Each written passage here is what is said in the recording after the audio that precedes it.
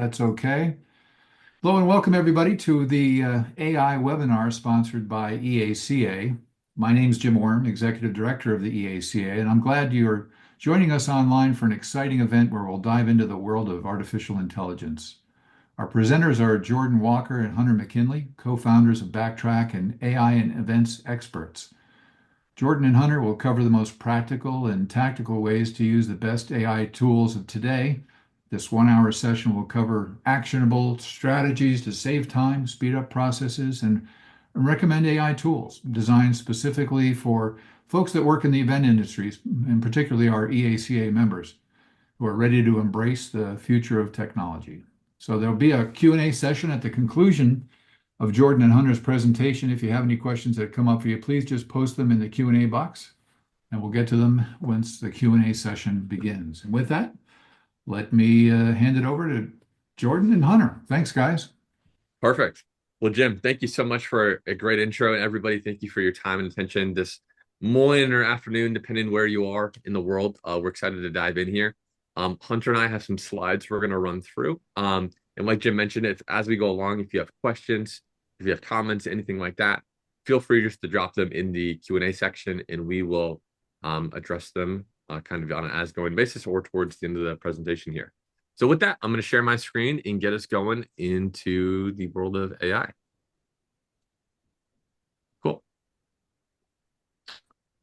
Okay, great. So obviously we're here to talk about AI today, practical and tactical ways to use AI. And as you heard Hunter mention, for those of you who joined maybe a tad early there, we're going to be really getting into the weeds on this stuff. So not only what are the best tools, but what are the best ways to apply those tools for your day-to-day, right? I think we could all use a little extra help maybe on sales, marketing, automation, and these day-to-day tasks that just kind of get repetitive over time. So with that, we are going to get into the presentation. So first things first, just kind of our agenda. So we're going to be going through a quick introduction, go over the tools, LLMs, more specifically, some of our favorite tools, and then we'll kind of end with some resources and best tips and tricks for what we got going on here. And likewise, just so you all know who we are, like Jim so graciously mentioned, my name's Jordan, and this is Hunter. We are the co-founders of Backtrack. We are an AI event tech platform. We've raised $10 million in funding for our business. And if you all caught it, if you were early enough, like Hunter mentioned, we have known each other for the last 14 years. And we are college roommates. As you can see here on the left, we maybe had some oversized suits a little bit, but that's at the time we were launching Hunter's first business that we were really excited about. So we've known each other for 14 years, and through that time, we're also now tech advisors for the city of Jacksonville on the side. Like I mentioned, we've raised $10 million in startup funding for Backtrack for the business that we're working on currently. And we've been really fortunate to be featured in some really awesome press along the way. Forbes, Business Insider, TechCrunch, Wall Street Journal, and even industry-specific ones like Trade Show Executive, Exhibit City News, Trade Show News Network, and the list sort of goes on. So that's who we are. We've been working in the world of AI and technology for a long while now. So we've seen it evolve from this kind of little niche corner on the internet to now something that we're all using, day to day that we can't survive without, which is really cool. So with that, I'm going to pass it off to Hunter to get into the first few slides here as we talk about AI. Perfect. Great. Can you hear me? Am I good now? Yeah, you sound awesome. Awesome. So if anybody saw, I had to drop off real quick. My microphone said it wasn't working. So I'm glad to be here. We're going to actually start off with some fun stuff. So Jordan, if you don't mind, just going to the next screen. One of the first parts of this webinar, I just want to kick off is if you ever find yourself saying, there's too many tools, it's a little impractical to learn all of them, which ones do you use? We're not going to go through all of the tools. We're going to actually just jump into the ones that we use. But what we found is that it's actually way more easy to learn. It's way easier to learn AI if you're doing it in the fun way for the people that you care about the most, other than just trying to figure out a way to use it for business. So I'm going to give you some real concrete examples that we have made and then how we apply it to our business. So we're going to, if it seems like it's getting in the weeds a little bit, just stop us and feel free to put in a question into the chat. We're going to try to go a little fast here to try to make sure that we have enough time at the end, but that does not mean that you can't stop us and interact. So with that, let's jump right in. All right, so the first one, I have a niece. Her name is Araya, and she's about to turn 1 year old. And on the left-hand side, what you see right there is a bunny learning how to read, right? And so what we're doing is my wife and I, we're putting together a book for her. And the reason why I'm showing this to you is one is I want you to get an idea of what this is capable of doing. But two, there's nothing in the world that's going to help me figure out how to get the best. This tool is called Midjourney. How am I going to really sit down and spend the time and be up till 3 o'clock, 4 o'clock in the morning sometimes, really figuring out the best prompt? How do you use an SREF, aka a style reference? How am I really going to figure this out? Because I need to use it for work. As you see on the right-hand side, that's actually another one that I made with Midjourney. So what I found was just building it for the people that I care about the most, in this case, my niece, I'm able to apply it at work. I have a quick example. I'm actually going to share my screen here for just a moment. Oh, I can't share my screen. I'm going to show you something even better. So if it's going to be a little hard to tell on this because of my blurriness, but I made limoncello. You don't really need to see it, but I made limoncello this Christmas. And for anybody who likes Christian Dior, like my wife, I made a print that looks just like it. And we made our own limoncello and we made a whole video about it, but everything was built with AI. I could never illustrate my own bunny. I could never make my own booth, and I could never, ever come up with a print this beautiful that looks like Christian Dior. But AI helped me get there. So with that being said, this tool is called Midjourney. If you go to midjourney.com, it's really easy. ChatGPT, we're going to get into it in just a moment, but ChatGPT just came out with their own version of it as well. So if that doesn't inspire you, I don't know what will, but this is just what I live for. So yeah, Jordan, let's get to the next one. Let's get more examples here. All right, this next one is called Lazy AI. There's a lot of different versions of this. So close your eyes for a second. Don't look at this screen.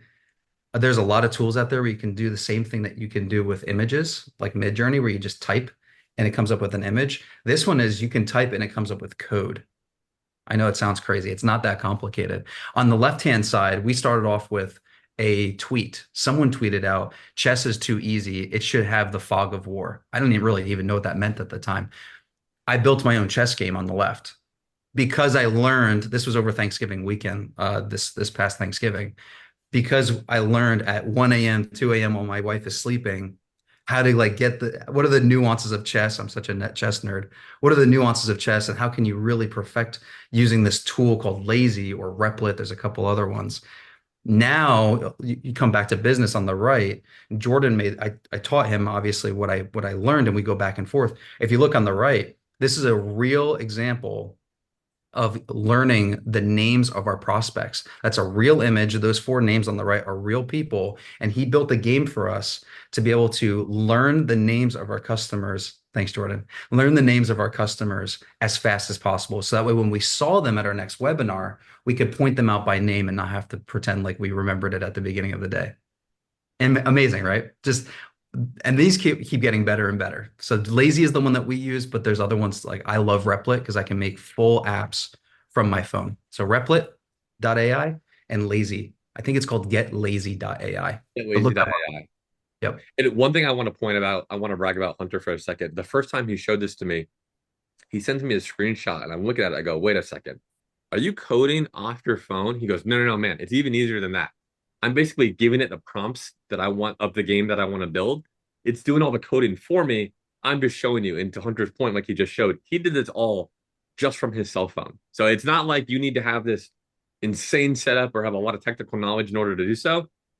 He's just sending me screenshots off of his phone, which is how simple it is to use these tools. So yeah, I just want to brag about him for a second because it's that easy to get going and that easy to build right from your phone. So and just for the room, because it sounds like we're tech experts. We're not. Like we've never developed anything. Jordan, have you ever written a line of code? I would not call us developers. I've never written a line of code. This is all what these two projects both were not written with any lines of code. It was all AI. It's amazing. All right. I can't share my screen. I had a little bit more prepared for the next one, I think, but that's quite okay. Cool. Here, let's go to the next one real quick. Midjourney. Yeah, we'll get to that. We'll get to the stuff later. I gave you a little bit of Midjourney at the beginning. We're gonna keep going. Perfect. All right. We talked about ChatGPT in the beginning of the call. I understand that there's some controversy around ChatGPT, but just bear with me for a second. They have a new feature out. I don't know exactly what it's called, but basically you can just take it and just prompt it with images. So think of that as like more of like the base layer. Mid Journey would be the pro. So if you've seen a lot of people been making a lot of themselves as like superheroes or action figures, they were probably using ChatGPT. I'm sure many of you have already tried it. One thing that might not be so obvious, and this is a real thing. This is my living room on the left. I said it was a simple prompt. It was like, I can't figure, this is a real problem. I can't figure out what to do with the right side there. Can you help me figure out what to put there? And it recreated my living room. As you see, it's not a perfect match, but it recreated my living room, redecorated, and it figured out that I could put a plant and a painting right there and it looked great. Now, I don't have a real life example yet because I actually just did this yesterday. But what I think is interesting is that you can think about any of your spaces for your customers, for your booth, for really anything. I guess I did it for my living room, but you can just see how easy it is to just paste in an image and recreate something that looks beautiful. Amazing. We're living in the future. It's Right. amazing. Let's get on to the next one. 'Cause we're almost out of here because we can get some real tactical stuff in. All right. So these are real images. We've been messing with this since 2022. So we're actually going on almost 6 years of this stuff being out. That's a real image that I made. I wanted an alien taking a selfie on the left. In the middle is one that we took a few months ago. This was actually with Midjourney. I believe 6.1, and now they're on 7. So it'd be even better now. So the challenge that I have for myself and I think for the room is where is this really all going? I think it can be really scary. I don't, we get a lot of questions about is it going to replace jobs? Is it going to really replace designers? I think the answer is maybe, but I just want you to see this because for the first time in probably human history, people like me who can't draw, I can't code, all of a sudden I can create full products, launch them to the marketplace, and not need other people to get that done, which means that I can save money and hire people. Like let's say that book, let's say all of a sudden people really like that book and they want to give it to their kids. Um, and that just means for the first time in history, I can code an entire ebook, launch it, publish it to, let's say, Amazon. And now all of a sudden I need to start printing and now I need to hire even more people. So I think I think that this whole industry is just being shaken up. And you all know that already, but I just wanted to give you tangible how quickly this is starting to really grow. I think Jordan, I have one more before I can hand it off to you, brother. Yeah, great. Yeah.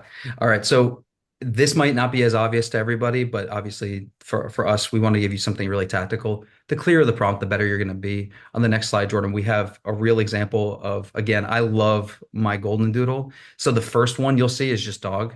The next one is a golden doodle puppy in a field. That's obvious. Let's make it more clear. But if you use Midjourney, which by the way, ChatGPT is going to come out with something very similar soon. If you use Midjourney, they have things called srefs. You don't really need to know what it is, just have it written down so you can Google it later. But it's basically just a style reference. The more details you can give it, the better the response is going to be. Otherwise, it's pretty much just going to guess. There's a lot more to this. If anybody has any Midjourney questions and creating illustrations and creating amazing images, including boots, we'll get to that at the end in the Q&A. Cool. Real quick, actually, before we move on here, I saw in the chat there was one question. You think lazy AI is shutting down? I haven't heard or seen anything myself, but just to Oh. make the distinction for folks, there is a difference between is lazy.ai and then getlazy.ai. Those are two different products and companies. The one that we were referencing earlier in this deck is getlazy.ai, and I haven't seen anything that they're about them shutting down. That doesn't mean you're wrong or right. Just want to point that out to the audience if you're looking at the Q&A there. So just a general note. Okay, moving on. So we are transitioning a little bit into kind of just LLMs more broadly and prompt and generally. So something Hunter and I get asked a lot is I want to use AI, but I feel I get stuck. I don't know what to ask it. And we thought about this question too. And sometimes even for topics that we research, we don't know what to ask it or where to even start. Now, what's interesting, what Hunter and I were taught and what we learned is one of the most meta things that you can do imaginable, which is actually ask the LLM or ask the system itself for the prompt. So for example, Hunter and I, like we said, use fund then business. If I wanted to figure out hey, what's the best golf club for somebody who knows nothing about golfing, right? What should I even be asking you? You can ask ChatGPT, what should I be even asking you to learn better about golf and what club specifically I should use. ChatGPT will then give you a prompt back. You can take that prompt, you can copy and paste it, and then send that back to ChatGPT, and it will give you an appropriate answer based on what you're looking for. So the point here is, if you run into a topic, whether it's in the context of work, whether it's for fun, personal, or anything in between, you can ask these systems for prompts or for the best version of a prompt to give it, copy and paste it, give it right back, and then you will get what you're really looking for. So it's a little meta, we know, but it works extremely, extremely well. Okay. So with that, what is an LLM? So I think we've all maybe messed with ChatGPT and some of the others out there, but really at its core, what it is, it's called a large language model. So one thing to know about these large language models, or LLMs, is that they are merely predicting the next word based on previous patterns, and it does not always understand what it's saying. So it's just predicting and doing pattern recognition. It's not understanding the context necessarily. So just something for you to know as you continue to use these LLMs. And I'm sure everybody has had some sort of experience, to some extent at this point in time. But just know this kind of when you use them, that it's only predicting based on patterns, not understanding necessarily what it's spitting out back to you. What's also interesting about these LLMs is there's actually studies that have been done all over them, but the one that we want to focus on here for this slide is how to actually make sure you get an appropriate result or better results from your LLM. So I'm sure, and maybe we can put it in the chat, I'm sure everybody has had some experience where they talk to an LLM and they get some sort of answer that they're like, okay, that's not true, that's not correct. Maybe I'll pause for a second if you guys want to put it in the chat or put it in the Q&A.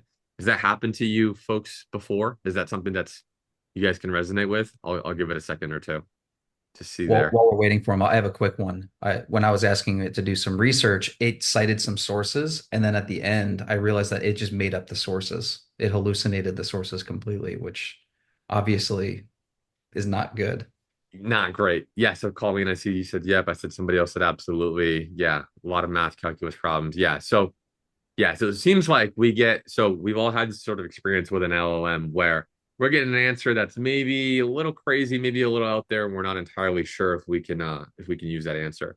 Now, what's interesting about this slide is a study was actually done, so there's real science behind this, where if you ask it to more or less double check its work, or the phrase is, it'll give you an answer and you say, are you sure about that? You'll actually see a 20% increase in performance from the LLM if you ask it to double check its work. So it'll present to you an answer. You say something to the effect of, hey, are you sure about that? It'll think for a minute and it'll go, actually, you know what? Yeah, you're right. I was wrong here. Let me go double check this, or let me fix this. So when you're prompting or when you're using it to do things that maybe require a little more technical analysis, we recommend that you kind of have that are you sure line in your back pocket or something to that effect, just to make sure that you're getting correct information, or to Hunter's point, it's not making up sources, or like somebody mentioned in the chat, doing incorrect math when you're trying to think about, maybe building a booth or anything like that. So point here, ask it for, to check its work, and you'll get a 20% increase in performance from your LLM. I'm going to cover one more slide real quick and then kind of give it back to Hunter there. So here's some of the ways that you can use an LLM. So what we hear a lot, generally speaking, from folks is you can use it for writing emails and know before you goes, and these things that are really copy or text heavy related.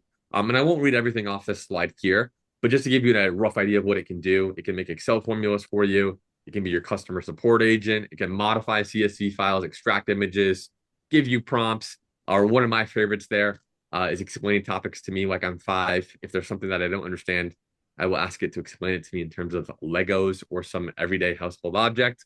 And ChatGPT tends to do that very, very, very well. So again, I'll pause here for a second if you guys want to screenshot this.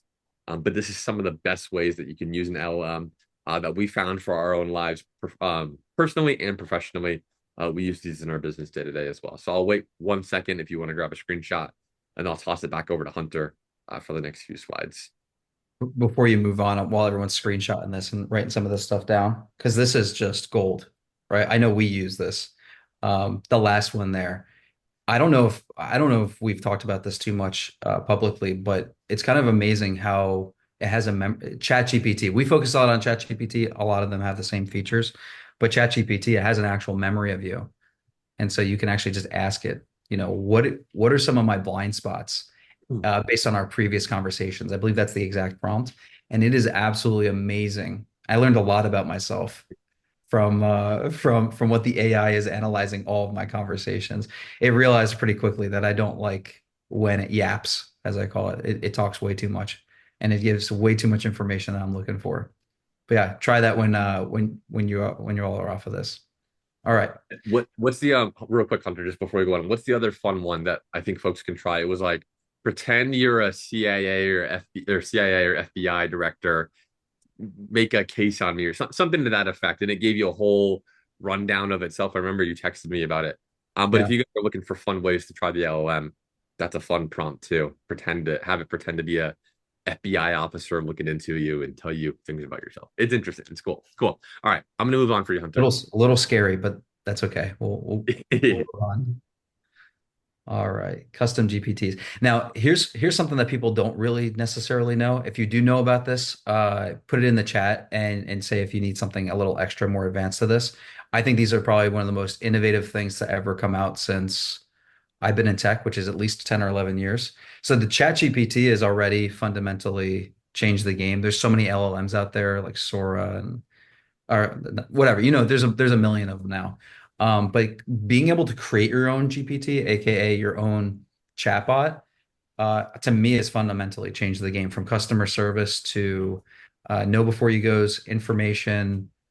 I think it has the most potential for disruption. And the craziest thing is it only takes like maybe 5 minutes to set up. I did a webinar earlier today and I created a full chat bot for them live in less than 30 seconds. And Jordan, I don't know if we have it on the next slide where it actually breaks down. I was going to share my screen, so maybe we Here, can do Hunter, that. I could stop sharing if you want to share. It's disabled, but if everybody goes, I think it's just Chat GPT. If you look up Chat GPT GPTs, I don't want to spend too much. I don't want to dive too deep into this live. Chatgpt.com/GPTs. They could have named it something else. But anyway, you'll see here, um, essentially what you're doing is creating a curated chatbot. So it's leveraging the power of ChatGPT, but for only what you want it to be for. So like I'll just like close your eyes on this slide for just a second. I made one, not to be weird about it, but I just became cancer free. So I had a pretty interesting diet that I needed to follow there for a little while. So I made a GPT specifically with my diagnosis and to say what kind of foods that I was trying to eat. I'm a little overweight. I'm trying to lose a little bit of weight. And so I had to create full menu plans based off of what I can eat. My wife's allergic to chickpeas, so I wanted to also take that into account. So again, we're using it for the fun side to also bring it to business. How do you bring that to business? So for us, we have full customer service chatbots. That's great. Then to go a level deeper, because not everything's customer facing, especially when it comes to AI. You all know what I'm talking about there. So, for example, we have bylaws. We're a venture-backed company. We've raised about $10 million, as Jordan said. We have a huge responsibility to make sure we're following our bylaws. I don't want to sit there, and Jordan, I'm sure you don't either. We don't want to sit there and read through every line of the bylaws to go find out what we need to do when onboarding a new employee. That's just not something we need to do. So what we did is we downloaded that file, put it as a GPT in the GPT, and then we can ask it questions, and that information doesn't leave the GPT. There's an advanced setting. You can make sure that it doesn't train any other programs. So those are just some really practical ways.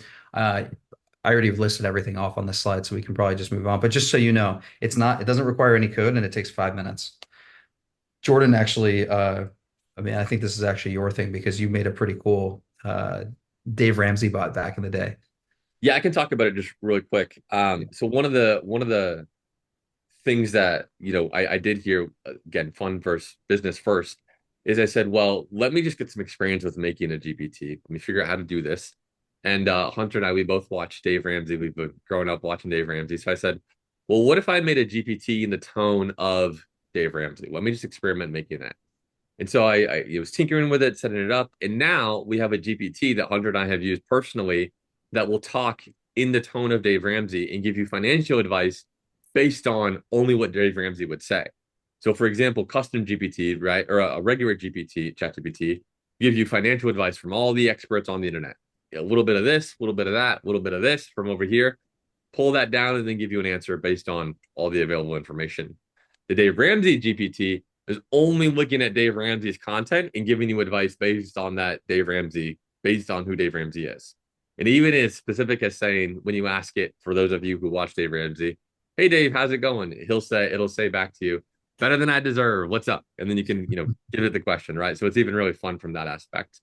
And then Hunter, maybe you can talk about the second one because I know you built that. Actually, yeah, just in the interest of time, I think we should just show a real example that we made, which is we call it this the wording bot. And so what we did was we went around to hundreds of booths. This was at I believe it was Emerge Americas, and they have a lot of booths there. And so what we did was we created a wording helper. And so one of the problems that we noticed was that everybody had some folks had way too much signage, some had way too little. But some of the things that we notice is that we need to make sure that for our customers, we need to provide as much value as possible. Our tool, this isn't an infomercial about Backtrack, but our tool is to help exhibitors get more help the exhibitors make more money at shows. That's the shortest I can put it. But if the booth isn't really helping them and it's working against them, what if we just built a GPT for them? So what we did is we actually went around and found all the best booth let's call it taglines and all the worst ones and created a list. And I handed all that off to ChatGPT. And now this booth can help them make compelling display copy that other people might not even know exists. So it's really interesting once you start to think about what problems can I solve for my customers, what problems can I solve for my teammates, what problems can I solve for myself, and of course, I like to think about what problems can I solve for my family. But this is a really good example of just creating more value. And it took us less than an hour to make. The hard part was actually just walking around and finding the words and key phrases. The easy part was just copying and pasting that into GPT. If you all saw, I wish we had a screenshot here. If you all saw how easy it was to make one, it would probably blow your mind if you haven't heard of this. But let's move off of this just for now. But if you have any questions around this, please ask at the end. Cool. Awesome. All right, automation. Do you want to talk about some of your automation stuff here for the next couple slides at least? No, just go for it, man. Zapier's, I'm a Zapier nerd. Go for it. Okay, cool. All right, so we're gonna get into some really fun stuff here on the automation side of things. So, AI and automation together can really help us automate or reduce the amount of tedious tasks that we have to do day to day. I'm sure there's all tedious tasks that make us all just cringe on the inside that are just so repetitive that we are hopefully looking to automate or maybe have AI and automation help us with. So with that, we're going to get into some of the tools that can help us do so. But generally speaking, we have some best practices that we want to cover first before we go into how to actually do those. So step number one that Hunter and I recommend here is do it, document it, and automate it.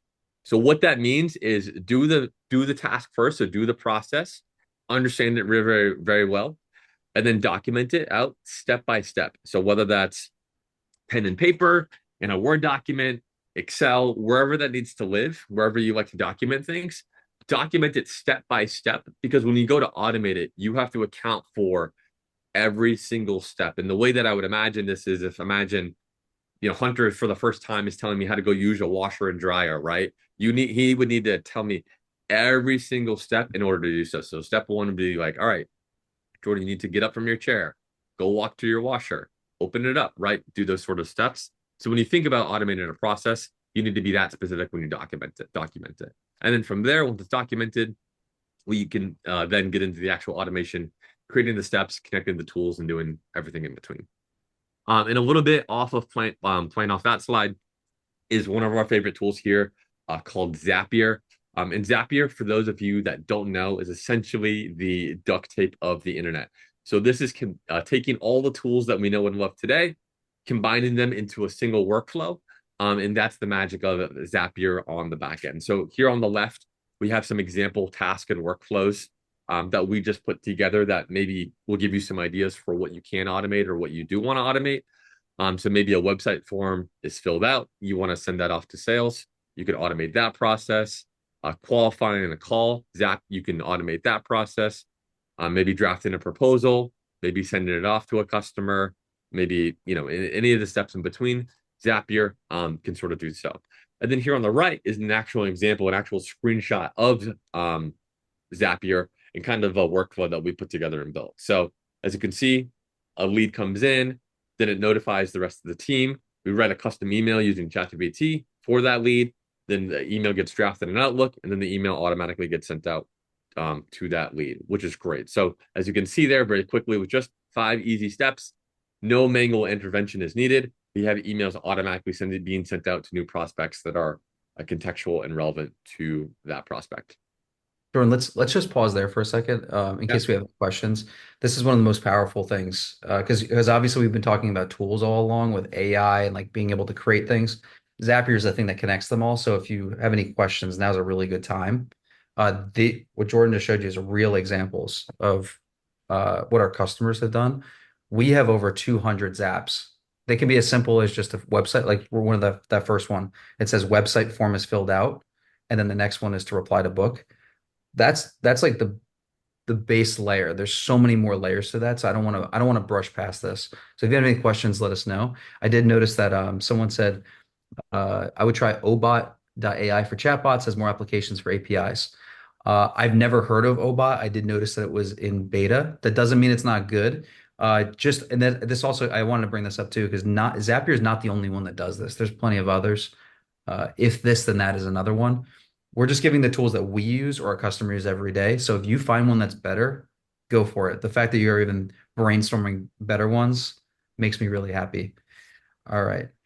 Capabilities of Zapier. I'll give you two other ones. Zapier is this massive, massive tool. There's a lot that it can do. It has about 6,000 apps that it works with, and they have a lot of different features in it.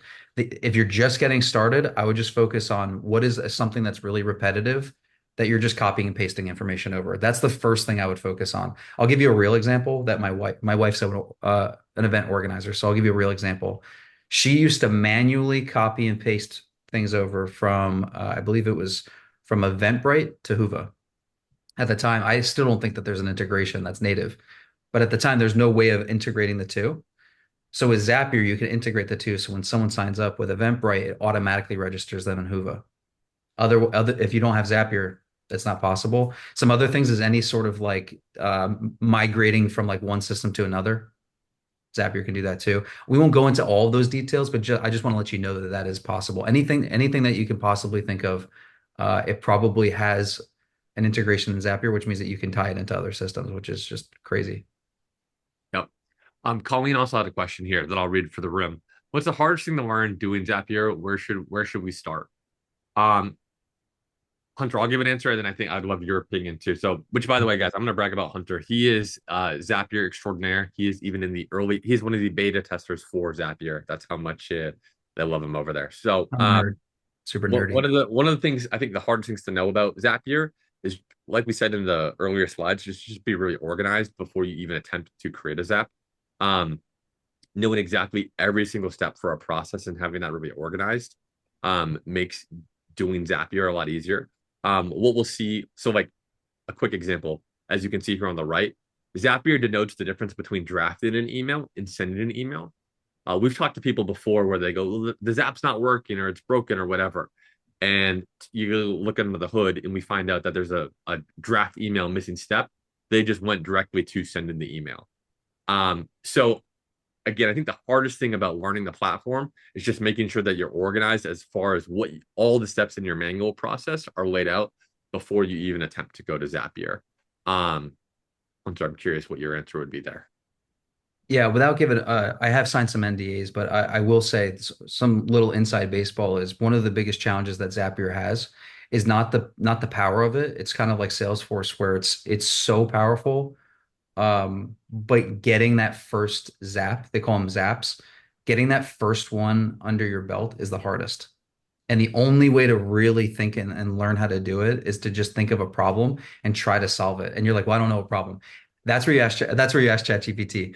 But for us, like a quick example would be if someone fills out our form on our website, I want the person to get an email immediately just thanking them. That's a really easy way that you can do it. That's how most people start. If you have Slack like us or Microsoft Teams, that's a good one to try out. Of course, if you have Calendly or if you have Google Calendar integration or any sort of calendar, you can have it where when someone books on your calendar, so the first one to trigger is calendar, the next one is send them an email thanking them. It's just very simple because you can get more nuanced after that. But once you have that first one under your belt and you go, okay, so like I see how it's integrating, then you can get more complicated. Like the one that Jordan's showing is a 10-point system. That's not everybody. You just need to just figure out the one thing that's really tedious that can really help you or your team, and then just go from there. It's actually just knowing which one to start with is the hardest part, at least from my perspective. Yeah. Another good example would be like the one that we have set up is after a new user signs up for our own app, then they get a welcome email that just welcomes them. Really Yeah. simple. One step. So Jordan and I uh, are the entire sales team, marketing team, everything, customer service. We do a lot of zaps. Use a lot of AI. we have a lot running, a lot running. Yep. Um, okay. Is there any other questions on Zap? We will do more Q&A at the end, but any other questions on Zapier before we move on to the next tool? Yeah. Tying it all together is amazing. This is usually where minds are blown. So take a screenshot if you can. Yeah. All right, cool. Let's move on here. So yep, we talked about this a bit already. Start with the end in mind. Just know where you're trying to end up and then work backwards from there. This is usually Yeah. the best way to go. Yeah. I want an email sent to all my customers from when they sign up. Then you work backwards. Yeah. Okay. Now we're going to get into the weeds a little more with one of our other favorite tools here. So we're going to talk about Clay here. So Clay is an AI enrichment tool, which is probably the most powerful, dare I say powerful, if not one of the most powerful AI tools out there right now. So essentially what Clay will do is it'll enrich prospects and leads for you. It'll find and enrich prospects and leads for you, and then let you start a workflow directly from Clay. So I know that sounds like a lot, but we'll start with two examples. So one is, say you're a business owner, an exec, whoever, I'm sure we're all sort of in the same case here, looking for more prospects, more leads. You log into Clay, and as you can see here on the left, what you then do is you just give it the parameters of the type of people that you're looking for. So maybe what job titles to include, what job titles to exclude, maybe the companies, maybe the locations, maybe the size of the company, maybe any keywords associated with that company, and any other specific information in between. You give that to Clay, and then Clay will then begin to run an enrichment for you and to give you all of their contact information. So as you can see here on the left, we started with just the parameters that we wanted. And on the right, we got spit out actual names of these people. We got their LinkedIns, we got phone numbers, we got domains, and Clay will also give you emails. It'll give you addresses, it'll give you personal email addresses, and any other information in between that you can ask for. So it's extremely powerful for building a lead list essentially from zero. What's also really nice is if you have an existing list, you can upload that to Clay and you can enrich that. So for example, I think we're all here, we all go to shows, and we have all these lists that we're looking to maybe do business with ahead of the show, or maybe make sure we find all the context that we need, make sure that we can meet this person or that person. It's really hard maybe to find their contact information. Well, when we take that list and then we upload it into Clay, it'll give us all that information. So it'll give us their name, their email, etc. And then in that list, we can then begin contacting them. We can begin emailing them. We can begin even writing personalized messages to all these people from the available list that was already public facing. So Clay gets extremely powerful for AI enrichment in prospecting in this sort of case. So I'm going to pause there for a second if there's any other questions about this, which I'm sure there will be. Okay, I know the number one question we get on this is about privacy and just where's this data? It actually is GDPR compliant. I have no idea how that's possible, but it actually is. So I think it's just scraping like publicly available data. I could be wrong on that though, but it's amazing. One other thing too, while we're waiting on any questions on that, they have AI cells that you can have. Think of it like a Google sheet or an Excel sheet, you can have a column that's just as basically like write an email about this person. And we just did this last week, which is why I know. And it can write the emails for you, which is just so nice because then when you're prospecting, you can just copy and paste, copy and paste. So nice. Yeah.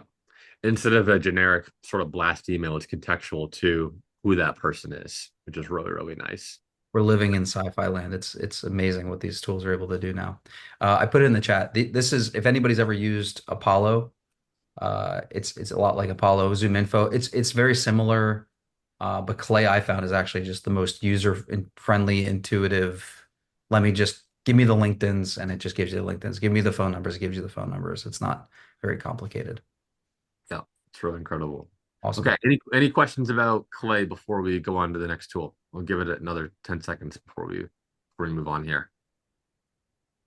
Temperature check. Hopefully everyone's getting some value here. If you have any other questions, any other concerns, please let us know. Yep. Okay, great. We will move on to the next tool. Okay, RB2B. So I'm sure everybody here has a website for their business. If not, maybe that's a separate conversation to have. But we're going to assume everybody here has a website. So I'm sure also, likewise, everybody has some sort of analytics set up on their website. Maybe it gives you a high level traffic. Hey, we're getting traffic from this region or maybe from that region. But all that traffic's anonymous. Now, what our B2B does here is it turns that web track into actual data that you can then, use to contact these people or reach out to these leads visiting your website. So it's really easy to set up. It takes less than 5 minutes to set up and add to your website. But what it will do is it'll take that anonymous data. So there's people who are on your website. It'll then figure out who that person actually is and then dump that to you in some sort of, channel. So like Hunter mentioned, we use Slack. So then this dumps into a Slack feed for us of who these people are actively visiting our website. And what's great about this is then we can reach out. We know, exactly what page they're looking at. So we can see here, Marianne here was looking at one of our Zoom meme pages. So we know exactly what page she's looking at, and then we can reach out contextually and say, hey, look, we know you're looking at this or maybe interested in this, and we can write an email or do a call based on what we just chatted, what she was interested in and what she wanted to chat about, which is really cool. So all this is hyper contextual to the exact person that is coming to the website. So it takes that anonymous data, turns it into a real person that you can then contact and take action on. So, All right, bonus points time. Where do you think we're going with this? Bonus points. What other tool can you use with this to automatically email this prospect, call this prospect, do whatever you want with this prospect within seconds? Can anybody think of any tool on the planet that can help with that?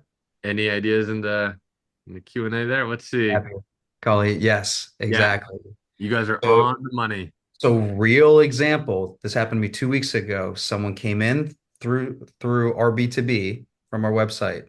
I clicked on his LinkedIn, so he got the notification that someone was looking at his profile. I had Zapier send it to Clay, which Clay can enrich the information. Clay found the phone number. I called the guy within 5 minutes, and he said, "Yeah, I need it for my event next week." This was a Friday. He needed it by Thursday. I said, "Okay, Backtrack's $500 a user. That's like what, like $1,000. Maybe we'll cut you a deal." He goes, "Oh, no, no. I need it for 200 people." 200 people, right? Because he was the organizer. So this one tool, I think it's maybe $20 a month. This one tool that took us about 15 minutes to set up. Yes, it's GDPR compliant. Again, I have no idea how it's possible, but it is. This one tool helped us secure an over $40,000 deal only because we just set it up. There was no effort on our end. It was just picking up the phone and calling them. That's why Zapier is really important. But all these tools combined, if you can notice, getting like Jordan was talking about, like getting the chat GPT to write the email for you, using Zapier to automate getting that information for you, using Clay to enrich the information, writing the email for you, sending the information, the follow-ups, all of it is completely automated with this. It's insane. Yeah. Or like to Hunter's point, to take this Zap one step further, something that the additional step in our Zap that we run is once this anonymous traffic comes in, then we enrich them, and then we'll have the Zap put that person into our CRM as well. And then from there, if they don't pick up on the initial call like when Hunter did, then they'll get a series of emails and calls and cadences and things like that. So within with zero effort, basically, these anonymous people are getting turned into real folks who are then getting emails, calls, and etc. Um, from our sales team, and that's all automated, which is really cool. So, Isn't um, it? go ahead. It blows my, I mean, we've had it set up for like years now, and it still blows my mind that it's even possible. It's insane. Really cool. Really, Kind really of neat. scary, I get it, but it's really cool. Yep. Cool. So we're gonna finish up through the last few slides, and then I know we want to leave some time for Q&A there. So again, here's some of just our quick example AI workflows. New user onboarding emails, custom profile photos for our users, adding people to an email sequence, meeting note taking, many more. Many AI use cases in our business. Cool. And then here's just a quick sort of resources slide. If you want to screenshot this, this is just, we didn't cover all these tools today, but these are some of our favorite AI tools that we just generally recommend to folks. And then last thing before we get into Q&A, if you want more information from us, we'll leave this up for a second. You can scan this QR code, fill out a form, and drop your information in there. And if you want to talk more AI offline, anything in between, feel free to fill it out. It goes to both Hunter and I. You can get our contact information there as well. So we will leave this up. But on that note, I know we wanted to leave about 15 minutes for Q&A, so we'll leave this QR code up, and please feel free to drop your Q&A questions in the chat, and Hunter and I will answer them. So if there's any workflows that you want to see, anything that you're debating internally, any of the AI tools that you want to hear about or that you've heard about, feel free to put them in the Q&A, and we will go over them. And this just fires me up, man. This is just, It's really cool. it's just so cool what's available nowadays. It just keeps getting better. Yeah, the rate at which it's changing is just so quick, so Yeah, quick. and we left off a lot here. We did was Jim asked us to really narrow it down to the best that we get the most for this audience, the most bang for your buck. There's a lot more where that came from. So if you have any other questions, please let us know. You can shoot us an email too. Yeah. ChatGPT versus Gemini. I haven't used Gemini that often, but I'm assuming that they're all pretty much the same. I have touched with Gemini, but I don't know the nuances like I do ChatGPT. So I'm sorry, I can't answer that one. Copilot is another big popular one. But thank you, Mel, for the question. Unless Jordan, you have a lot more experience in Gemini No, I find that GPT is probably the best one. for us anyway. Experience when we were trying Copilot and Gemini, they give some like strange, uncontextual answers. GPT I find to be the most hyper contextual. So Plus, we curate ours. So if anybody's using ChatGPT, not that this is the question, you can actually go into the settings and just go into the memory and you can update the memory. So that's something that we care about. And then, of course, there's like the disappearing mode. So it has some features, but man, Gemini is catching up super fast. Oh my gosh, they just got accepted to the beta last week and I haven't tested it yet for some of the new stuff coming out. It's amazing. one thing I will say that's nice about Gemini, not necessarily on the chat functionality, but we use Google Meet internally for our meetings, and Gemini will now auto transcribe, caption, and do anything of that nature for the meetings itself. So from that aspect, I use Gemini a decent amount, and I find that to actually be useful. But as far as the day-to-day LLM goes, GPT is the way to go. Yeah, one final thought. I know we're running low on time. I did see that they're integrating with like Google Sheets, so you can actually start to. That's the beta I got accepted into, where you can start to have like instead of having a formula, you can just tell Gemini like add the things together, add this row together, or do this special thing, and it'll just do it for you. Write this email for me, and these tools are just amazing, amazing. Well, great. Jim, did you have any questions for us? No, Anything you no questions, guys. Great presentation, very informative. Picked up a couple of ideas just from the time that we've had together, and excited to try that out. Just everybody else that's listening in, this session is being recorded. I will make sure to have it posted to the EACA website. So if there are other people on your team that didn't get to listen in and would like to, then I will make sure that it's there for you, and I'll send out a notice when that happens. Colleen, thank you.